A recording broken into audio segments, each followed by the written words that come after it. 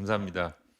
어, 제가 그 프라미싱이라는 단어는 부정맥하는 사람들은 이게 잘 쓰지 학회나 이런 데서 잘 들어보지 못하는 제목인데 확실히 많이 해봤자 뭐 저희는 뭐 업데이트 아니면 뭐 많이 하면 뉴인데 확실히 인터벤션 선생님들은 좀 이렇게 진취적인 측면이 많이 있으신 것 같고 제가 프랙티스를 안티코아귤레이션을 많이 함에도 불구하고 부정맥학회에서 이렇게 팩터 11 이니비터에 대한 강의를 들어본 기억이 거의 없고 저도 해본 기억이 없는데 인터벤션 학회에서 이걸 제가 처음 하게 될 줄은 몰랐습니다. 그래서 공부할 수 있는 기회를 주셔서 감사합니다. 그래서 제가 공부한 내용을 한 15분 정도 말씀드리겠습니다. 그 안티코아귤레이션 많이 하는데 이제 그 와파린 시절에 비해서 도학이 나오면서 여러 가지 이제 많이 좋은 점이 많이 있었는데 아직까지 부족한 그런 것들이 많이 있습니다. 이게 효과도 그렇지만 이제 메이저 블리딩의 이슈인데요. 와파린에 비해서 많이 줄었다고 하지만 아직까지도 여러 가지 리포트에서 보면 1년에 1.6에서 뭐 3.6%까지 메이저 블리딩이 보고되고 있고 특히 이제 취약한 나이가 많으시거나 아니면 뭐 콩팥 기능이 좋지 않은 환자들에서 이런 블리딩 문제가 아직도 많이 남아 있습니다. 그래서 이제 도학 말고 좀 더 새로운 약제가 이제 계속 개발이 사실은 이게 팩터 11 이니비터가 뭐 클리니컬 페이퍼로 처음 소개된 건 2014년 굉장히 오래된 거고 경구약은 이제 최근에 나왔고 올해 페이즈 2 트라이얼 결과가 이제 두 가지가 나왔습니다. 그래서 어떤 이론적인 백그라운드를 갖고 있냐면은 우리가 다시 처음으로 돌아가서 인제 코아귤레이션 캐스케이드가 인제 이렇게 진행이 되고 이제 파이브린을 결국 막기 위해서 인제 안티코아귤레이션을 하게 되는 건데 이론적으로 봤을 때 인제 처음 시작된 노력이 바로 스롬빈을 막는 다이렉트 스롬빈 이니비터죠. 그래서 다비가트라는 약이 처음 이렇게 개발이 됐고 인제 그 공통된 길목의 하나인 팩터 10A를 이니비션하는 사반 계열의 약제들이 이제 개발되어 왔습니다. 근데 우리가 그 코아귤레이션 캐스케이드 좀 더 위로 올라가 보면 이렇게 컨택 패스웨이가 있고 이제 티슈 팩터 패스웨이, 이제 인트리신과 익스트릭 패스웨이로 나눠 볼 수가 있고 우리가 그 다음에서도 말씀드리겠지만 코아귤레이션을 무조건 막으면 되는 게 아니라 우리가 일상생활에 이제 유용한 코아귤레이션이 꼭 있기 때문에 실제로 문제가 되는 이렇게 그 클럽 포메이션 이런 것들만 인제 좀 선택적으로 막았으면 좋겠다 하는 그런 이론적으로 그런 백그라운드가 인제 있습니다. 그래서 인제 도학의 경우에는 아까도 잠시 보여드렸습니다만 근데 코아귤레이션을 무조건 억제하는 그 공통적인 패스웨이인 팩터 10A를 막음으로 해서 이렇게 패솔로직한 스럼보스를 억제하는 그런 효과도 있지만 실제로 우리가 뭐 베스럴 데미지나 이게 트라우마 이런 것들에 의해서 인제 뭐 트라우마 서저리 이런 식으로 해서 블리딩이 생겼을 때 이런 블리딩은 인제 억제가 돼야 되는데 이런 것조차도 억제가 되지 않고 출혈 이벤트가 많아지는 인제 그런 단점이 있었습니다. 이제 팩터 11 이제 이니비터는 이러한 두 가지 그런 패스웨이를 인트린식, 익스트린식 패스웨이를 커먼 패스웨이에서 전부 다 막는 것이 아니라 이렇게 패솔로직 스럼보스는 억제하고 이렇게 베스롤 데미지에서부터 발생하는 이런 단계만 차단을 해 보면 어떻겠느냐라는 그런 이론적인 그 가설에서부터 인제 시작이 되게 됐습니다.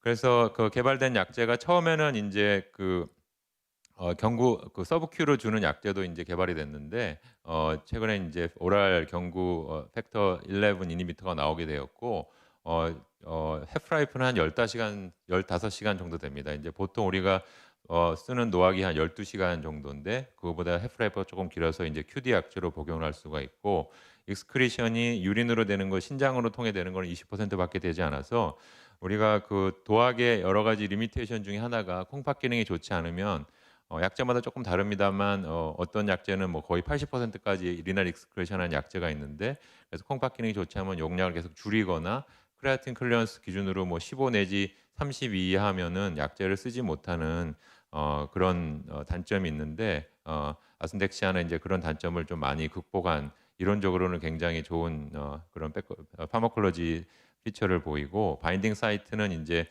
팩터 10 팩터 11이 액티베이티드 팩터 11으로 바뀌는 그런 것을 억제하는 약으로서 바인딩 사이트는 팩터 11 액티베이티드 팩터 11에 바인딩하는 그런 게 되겠고요. 그 팩터 11의 인제 역할이라는 게 프롬보스 그로스를 인제 앰플리케이션을 하고 더군다나 이니시에이션을 하지 않는 것들이 인제 그럴 롤인데 이런 것들을 억제하는 게 인제 아순덱시안의 그 어 기대가 한 기대하는 바가 되겠습니다. 우리가 팩터 11은 모든 사람이 다 정상적으로 갖고 있어야 되는 그런 안티코아귤 팩터고요.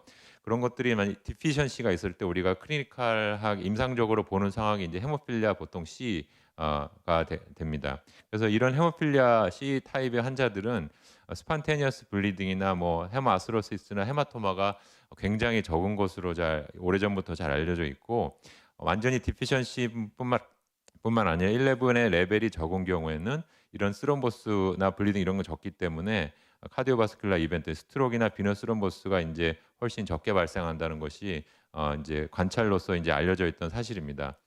그래서 인제 팩터 11 이니비터인 아순덱시안의 인제 파마코카이네틱스와 다이나믹스를 보면은 굉장히 인제 인상적인 것은 뭐냐면은 이거는 인제 팩터 11A 액티비티입니다. 그러니까 기존에 우리가 지금까지 쓰고 있던 도학에 비해서 이게 팩터 11A 이니비터의 큰 장점 중에 하나는 뭐냐면은 우리가 도학의 액티비티는 그냥 임상 상황 그러니까 블리딩이 되는지 스럼보스가 억제되는지 이런 임상 상황으로서만 판단할 수밖에 없었는데 이것은 인제 팩터 11의 액티비티를 인제 직접 잴 수도 있고 심지어는 더 크리니컬하게는 APTT와 아주 코릴레이션이 좋은 것으로 되어 있습니다. 그래서 우리가 아순덱시안을 처방한 다음에 이 약제가 환자 몸에서 이렇게 액티비티를 잘 갖고 있는지 물론 인제 이 클리니컬 이벤트하고는 쪼끔 다를 수도 있겠지만 모니터링을 우리가 와파린을 PT-INR을 통해서 하듯이 APTT를 통해서 인제 액티비티를 우리가 어느 정도 가늠해 볼 수가 있습니다. 그런 장점이 있고 그다음에 그 혈력학적으로 굉장히 경구약임에도 불구하고 원세 시간이 굉장히 빠릅니다. 그래서 뭐 1 시간 내에 거의 50% 그다음에 2 시간 내에 거의 뭐 70% 이상까지 그 효과가 나오는 것으로 인제 되어 있습니다.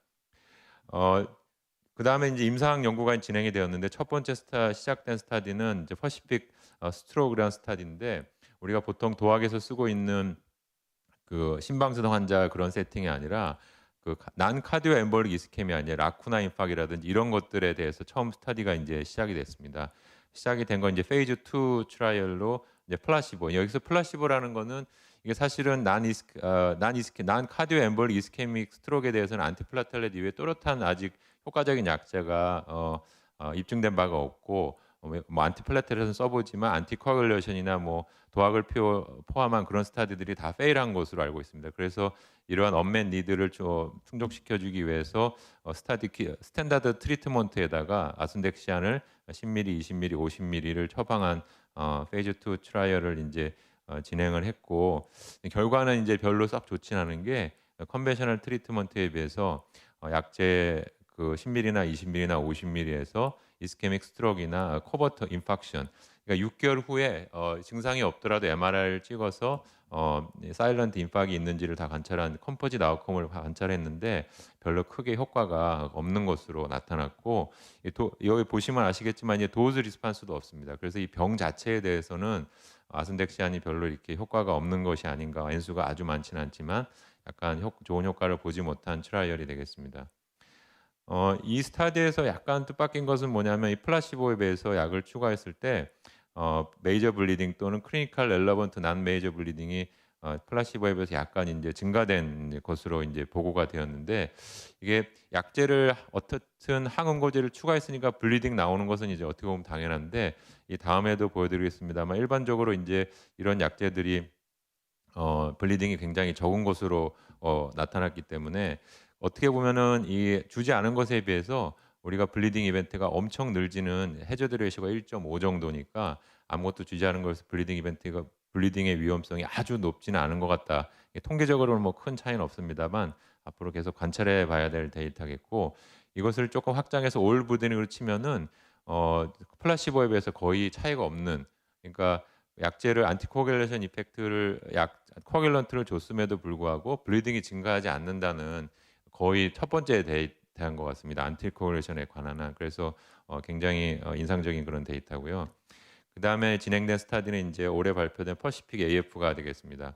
RCT를 아순덱시안 20, 50 아픽사반과 이렇게 1:1 대 1로 랜덤을 하였고 페이즈 2로 하였고 팔로우업은 일단 12주만 한 것으로 되어 있습니다. 페이즈 2이기 때문에 아직 환자 수가 많지는 않고 800명 정도의 환자를 등록을 했고 환자는 AF를 가지고 있고 체드바스크 스코어가 2점 이상, 여성인 경우에는 인제 3점 이상이 되겠습니다. 이게 저기 부정맥하지 않으신 분은 좀 익숙하지 않을 수가 있는데 사실은 이게 체드 바스크 스코어 7가지 항목 중에 오즈 레시오가 가장 낮은 것이 인제 섹스가 되겠습니다. 그래서 어 우리가 그냥 임상적으로 편하게 쓰기 위해서 뭐 여성 해도 1점, 뭐 65세 해도 1점 하지만 그게 오즈 레시오가 이게 아주 똑같진 않은 거죠. 그래서 우리가 근데 안티코아굴레이션을 할지 말지는 굉장히 큰 결정이기 때문에 단지 여성이라는 이유만으로 체드 바스크가 2점이면은 우리가 안티코아굴레이션 인디케이션이 아니라고 생각하고 여성을 포함한다면 3점 이상이 되어야 우리가 안티코아굴레이션을 시작하는 것이 인제 보통 컨벤셔널 트리트먼트가 되겠습니다. 그래서 체드 바스크 스코어 2점 이상, 그러니까 항응고요법이 필요한 사람들이 되겠죠. 그다음에 노악을 한 번도 쓰지 않았거나 아니면 블리딩 리스크가 한 가지라도 있는 약간의 고위험군을 대상으로 이게 페이즈 2기 때문에 나이는 45세 이상으로 조금 높여서 잡았고요. 그다음에 파르마코카이네틱스 애널리시스는 4주, 12주 후에 시행을 하였고 프라이머리 엔드 포인트는 인제 블리딩, 그래서 메이저 블리딩과 클리니컬 난 렐러번트 난 메이저 블리딩으로 잡았습니다. 베이스라인에 보시면은 이게 랜덤이기 때문에 대부분 다 그 알로케이션이 잘 됐는데 나이는 대개 74세 정도, 이게 적지 않은 그런 나이고요. 그다음에 리널 인페러먼털 디스펑션을 갖고 있는 사람이 30%, 그다음에 블리딩 이벤트가 있었 한 번이라도 12주 1개월 내 1년 내에 있었다는 게 9%고 평균 체드 바스크 스코어가 3.9점입니다. 이게 어떤 의미냐면은 우리가 알고 있는 기존의 뭐 도학에 대한 메이저 트라이얼의 체드 바스크 스코어가 보통 가장 높다고 하는 로켓 트라이얼도 3.5점이거든요. 그러니까 우리가 쓰고 있는 알고 있는 그 노악 데이터의 큰 트라이얼보다 약간 고위험군이라고 이해하시면 되겠습니다. 파마코카이넥트에서 액티비티를 스테디 스테이트 4주에서 측정한 값을 보면은 어 처음에 베이스라인에 비해서 팩터 11의 액티비티가 4주 후에 아순덱시안 50mg인 경우에는 거의 6%까지 이렇게 줄어드는 것이 관찰됩니다.